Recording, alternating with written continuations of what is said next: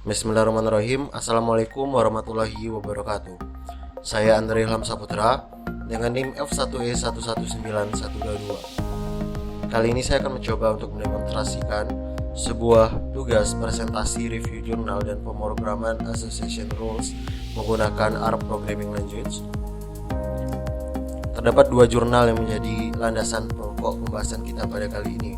Yang pertama ada jurnal 1 dengan judul pengembangan sistem pencari pakar dengan menggunakan metode Association Rules, diterbitkan tahun 2012 dengan penulis Muhammad Arif Furqon dan Dana Indra Sensuse. Kemudian terdapat jurnal 2 dengan judul Data Mining Analisa Pola Pembelian Produk dengan menggunakan metode algoritma a priori tahun 2016 dengan penulis Hero Santoso, Ibu Tuharyadi, dan Prayitno.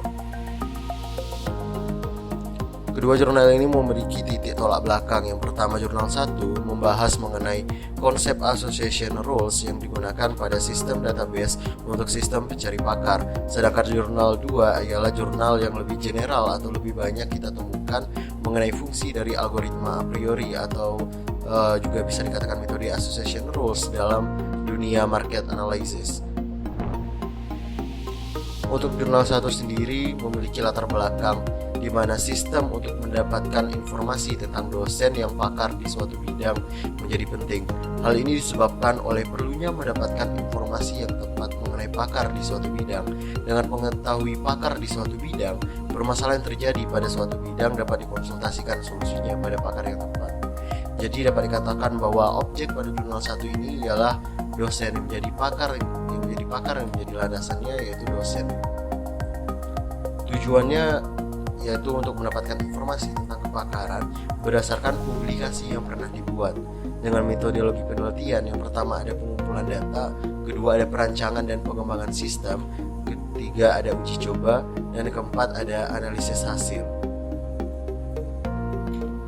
Seperti sempat disinggung sebelumnya bahwa jurnal pertama ini berlandaskan pada sistem database, tentunya memiliki use case system atau diagram use case, di mana pada diagram use case ini sendiri terdapat dua level, yaitu level untuk pengguna atau user, dan kedua ada level admin. Level pengguna memiliki akses untuk mencari pakar, melihat daftar dosen, melihat publikasi, melihat bidang kompetensi, dan login. Kemudian juga untuk level admin itu memiliki fungsi logout dan login disertai dengan fungsi create, read, update, dan delete terhadap datanya. Jadi di sini kita mulai berbicara mengenai sistem atau aplikasi pada jurnal pertama itu. Yang memungkinkan jurnal pertama yaitu memiliki pemetaan basis data sistem pencari pakar dengan beberapa tabel. Yang pertama ada tabel dosen, tabel publikasi, tabel kata kunci, tabel kompetensi, kata kunci kompetensi, kata kunci publikasi, tabel penulis, dan juga ada tabel user yang independen, artinya tidak berhubungan dengan tabel-tabel lainnya gitu. Next. Terdapat alur sistem dalam menentukan association rule. Yang pertama, data dosen yang meliputi nama dan gelar. Hal ini diperlukan untuk menjawab pertanyaan pengguna sistem, yaitu siapakah yang merupakan ahli di suatu bidang.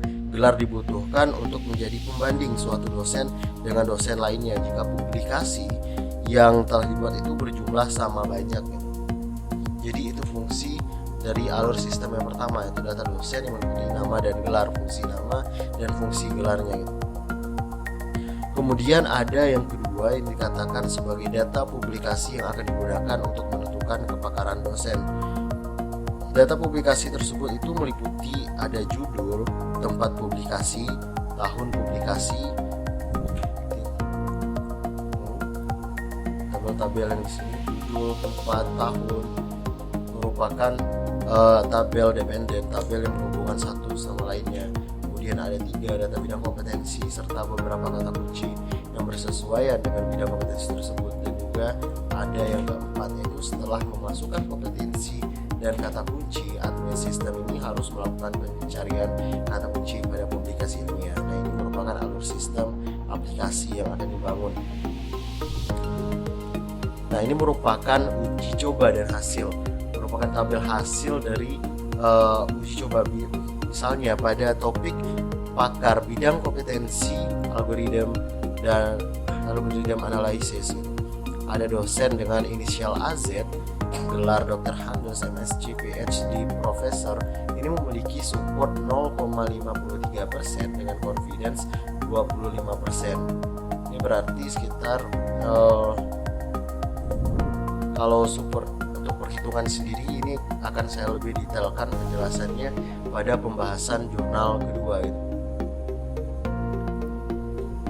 Nah, ini juga merupakan bagaimana gambaran jurnal 1 ini di dalam menggunakan association rule di dalam penentuan sistem pakar. Artinya, jika kita membicarakan association rule, itu tidak selalu identik dengan market analysis. Artinya, association rules atau algoritma metode association rule ini dapat digunakan pada dalam banyak bidang. Tapi yang lebih umum yaitu pada jurnal kedua, di mana membahas tentang market analysis. Dengan misalnya pada swalayan, dengan adanya kegiatan penjualan setiap hari, data transaksi penjualan ini akan terus bertambah, menyebabkan penyimpanan data semakin besar. Nah, data transaksi penjualan hanya dijadikan arsip tanpa dimanfaatkan dengan baik. Pada dasarnya, kumpulan data memiliki informasi-informasi yang sangat bermanfaat. Berdasarkan permasalahannya, diperlukan adanya sistem untuk mengolah data barang berdasarkan kecenderungannya yang muncul bersamaan dalam suatu transaksi menggunakan algoritma a priori. Nah, tujuannya yaitu untuk menganalisa pola pembelian produk dengan metode algoritma a priori untuk menemukan pola pembelian barang yang sering dibeli secara bersamaan guna pengembangan strategi pemasaran dalam penjualan barang. Jadi pada algoritma a priori atau association rule, kita berbicara mengenai pola yang akan ditemukan. Untuk contoh kasusnya sendiri, contoh dari aturan asosiasi dari analisa pembelian di suatu pasar swalayan, tidak dapat diketahui berapa besar kemungkinan seseorang misalnya membeli roti bersamaan dengan susu. Dengan pengetahuan tersebut, pemilik pasar swalayan ini tuh dapat mengatur penempatan barangnya atau merancang kampanye pemasaran dengan memakai kupon diskon untuk kombinasi barang tertentu. Nah, ini merupakan metodologi dasar analisis asosiasi. Terdapat dua. Yang pertama ada analisis pola frekuensi tinggi, di mana pada tahapan ini mencari kombinasi item yang memenuhi syarat minimum dari nilai support di dalam database. Untuk nilai support untuk sebuah item itu memiliki rumus support A, jumlah transaksi mengandung A dibagi dengan total transaksi. Untuk rumus nilai support untuk dua item yang misalnya kita namakan sebagai item A dan item B, itu jumlah transaksi mengandung item A dan B dibagi dengan jumlah transaksinya gitu. Yang kedua ada dikatakan sebagai pembentukan aturan asosiasi. Jadi pembentukan aturan asosiasi, setelah semua pola frekuensi tinggi ditemukan, barulah dicari aturan asosiasi yang memenuhi syarat minimum untuk confidence dengan menghitung aturan asosiatif. Jika A maka B, nilai confidence dari aturan jika A maka B diperoleh dari rumus berikut. Confidence jumlah transaksi mengandung A dan B dibagi dengan jumlah transaksi mengandung A. Ini merupakan sampel data transaksi yang akan kita lakukan. Kita lihat nomor transaksi 1 sampai 10. Terdapat 5 atribut. Yang pertama ada atribut teh, gula, kopi, susu, dan roti. Kita akan lihat berapa banyak teh yang dibeli. Pertama ada 1, 2, 3, 4, dan 5. Kemudian ini juga ada 1, 2, 3, 4, 5, 6, 7, 8. 0 ini menunjukkan NA atau not available. Kemudian ada kopi dengan jumlah 1, 2, 3, 4. Kemudian ada susu 1, 2, 3, 4, 5, 6. Ini juga ada roti 1, 2, 3, 4. Nah, inilah yang dikatakan sebagai tabel tabular, tabel yang hanya memiliki value 1 dan 0. Kita lihat tabel berikutnya, yaitu tabel aturan asosiasi 2 item set. Kita lihat contoh yang paling bawah. Jika membeli roti, maka akan membeli susu. Kita ibaratkan roti adalah A dan susu adalah B. Rumusnya tadi ialah jumlah transaksi mengandung A dibagi dengan total transaksi, karena ini satu item set, satu item. Nah, kita lihat berapa nilai roti dan susu memiliki nilai sama, yaitu 1, 2, 3 dibagi dengan jumlah nilai A-nya gitu, 4, 3/4. Dengan confidence itu 75% didapatkan dari rumus jumlah transaksi mengandung A dan B dibagi dengan jumlah transaksi mengandung A, sehingga didapatkan nilai 75%. Nah, ini nantinya teman-teman semua dapat mencoba atau untuk cek tabel ini benar atau tidaknya dengan menggunakan ketiga rumus yang ditampilkan. Selanjutnya ada asosiasi final.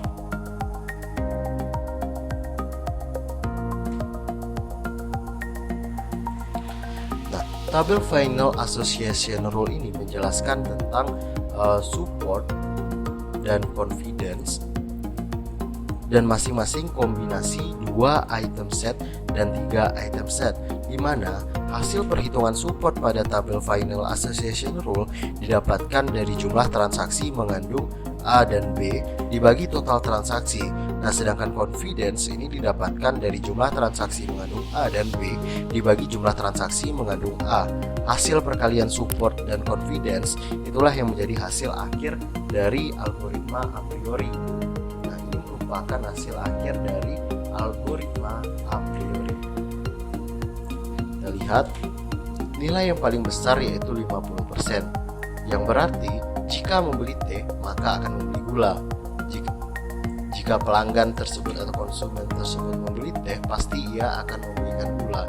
Jadi sarannya, jika kita ingin meletakkan teh di keranjang atau di rak swalayan, kita akan meletakkan gula di sampingnya agar penjualan juga tetap optimal. Kita lanjut ke pemrograman R. Baik, selanjutnya kita akan mencoba membuktikan apakah perhitungan manual yang kita lakukan sebelumnya itu terbukti sama atau salah, terbukti benar atau salah jika kita membuat sebuah program di R Studio dengan bahasa pemrograman R tentunya. Sebelum kita mulai, sebelum kita memulai sebuah program, kita akan menentukan peluru apa yang akan kita gunakan untuk menjalankan atau melancarkan aksi.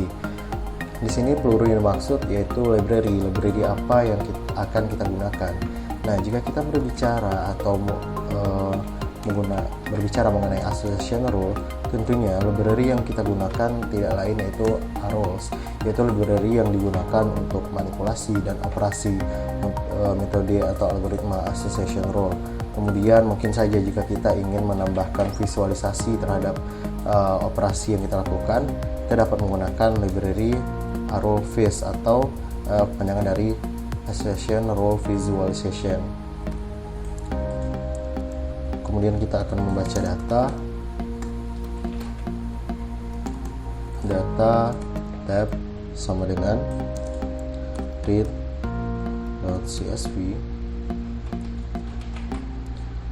file choose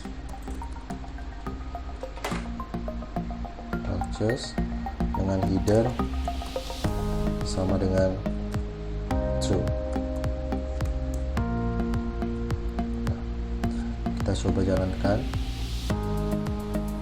Pertama kita jalankan terlebih dahulu library-nya, Ctrl Enter, dan kita jalankan.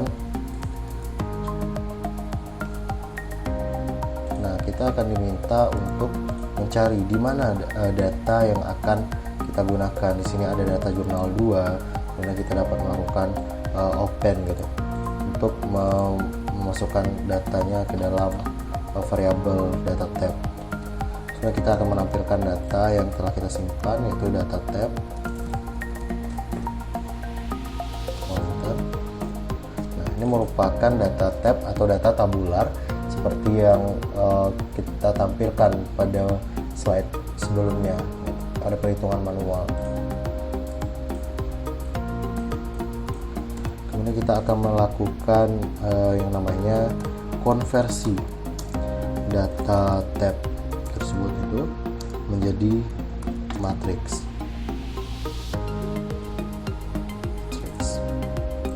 Caranya, misal kita simpan di dalam bentuk variabel assoc as dot matrix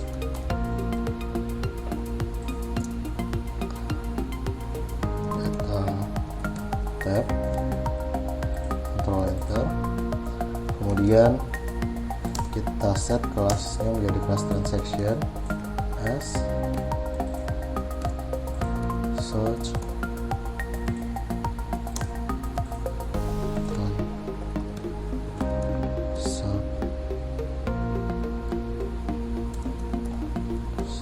transactions. Berhasil. Kemudian jika setelah konversi, kita akan melakukan atau membuat sintaks untuk algoritma a priori, teman-teman semua.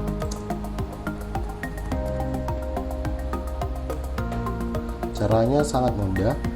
Misal kita simpan dalam variabel rules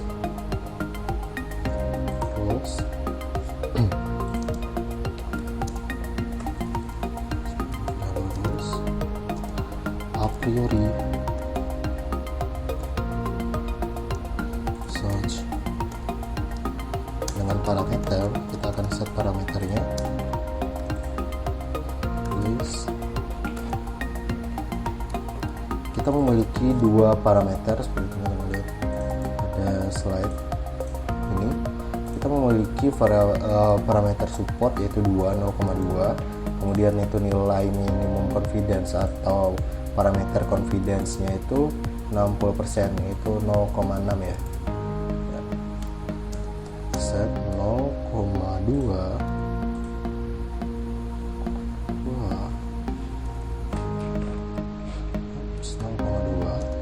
kemudian ada confidence dengan value-nya yaitu 0,6. Kita jalankan, Ctrl Enter, berhasil dibuat ya. Memiliki set transaction itu 5 item ya, dengan 10 transaksi ya. Selanjutnya kita akan coba mengurutkan gitu dan menampilkannya. Inspect, cara mengurutkannya yaitu dengan keyword sort, yaitu kita bekerja dengan variable rules. Enter ya. Kita coba. Ini merupakan hasil inspect atau nilai dari support dan confidence untuk tiap masing-masing item. Coba SS.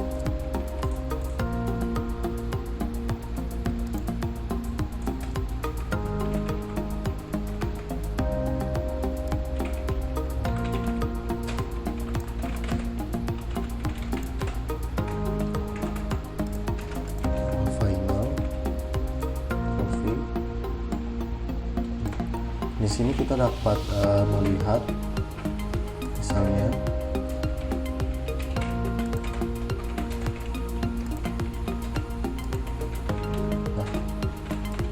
ini memiliki jumlah 8 table gitu ya.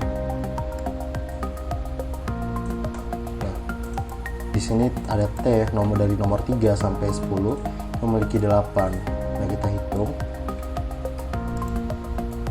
Oke, kita juga memiliki 8 penyelesaian 1, 2, 3, 4, 5, 6, 7, dan 8. Ini juga ada 8 dari nomor 3 sampai nomor 10.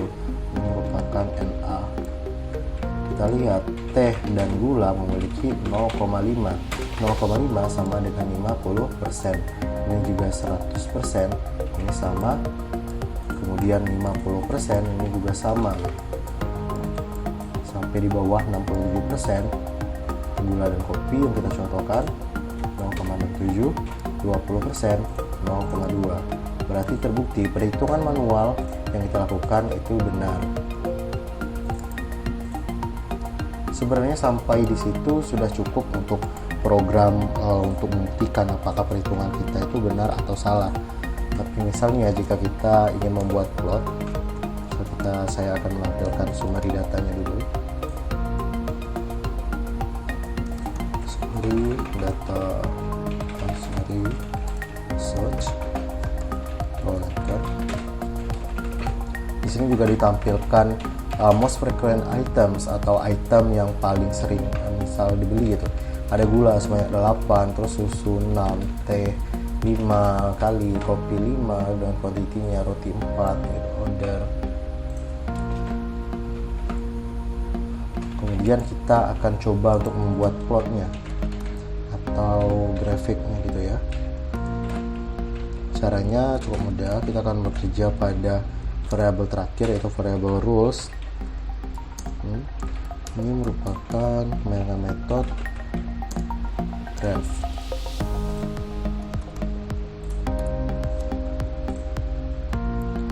Control enter. Error in plot rules. Method graph. Method graph. Salah. Graph tidak tanpa s ya teman-teman semua. Graph. Nah, di sini akan tampil gambar plot yang kita lakukan operasinya pada data rows tersebut. Ada atribut atau roti di sini, kopi, susu, gula, dan teh.